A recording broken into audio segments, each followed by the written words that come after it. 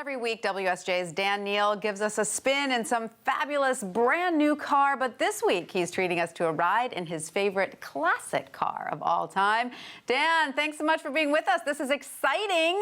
Which classic car wins your all-time best ever I have to have it prize?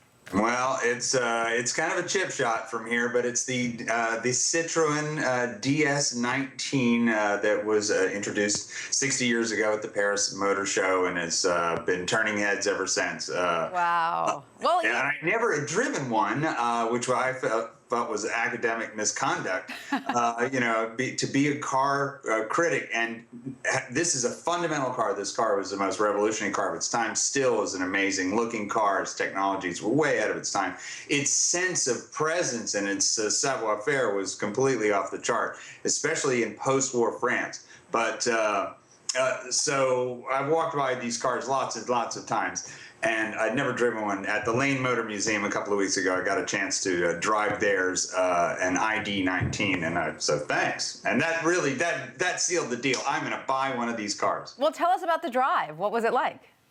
Well, the thing is just rich with history, and it's hard to separate the car, which is it's a sweet old 60-year-old car, with the legend and the way it looks. It does look like it should be a hovercraft or some practice anti-gravity of some kind. But it has the first thing is the most distinctive thing is the way it rides, because it has this hydrodynamic or oleo-pneumatic suspension. It uses nitrogen bubbles like springs, and this maintains the thing in a cushion of air. It's really cool.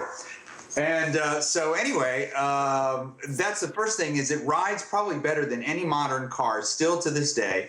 And the other thing is, when you see it in a modern context, it really does, it appears to have landed from another planet. Absolutely. It is certainly lovely, but is it expensive? I know you now say this is your have-to-have-it car, Dan, so are you saving up? What's going on? Well, this whole story is about the one classic car, the OCC, and my OCC also has to be reasonably affordable. You can get into one of, I can get into one of these cars for less than $30,000, and I probably would be able to sell it for more than I bought it for. But more to the point, I've reached that stage in my life, where tinkering and tinkling go hand in hand. So, I'm looking forward to having a car to work on. All right. Well, we hope you get it, Dan. We'll check in with you in 20 years and see how it's holding up.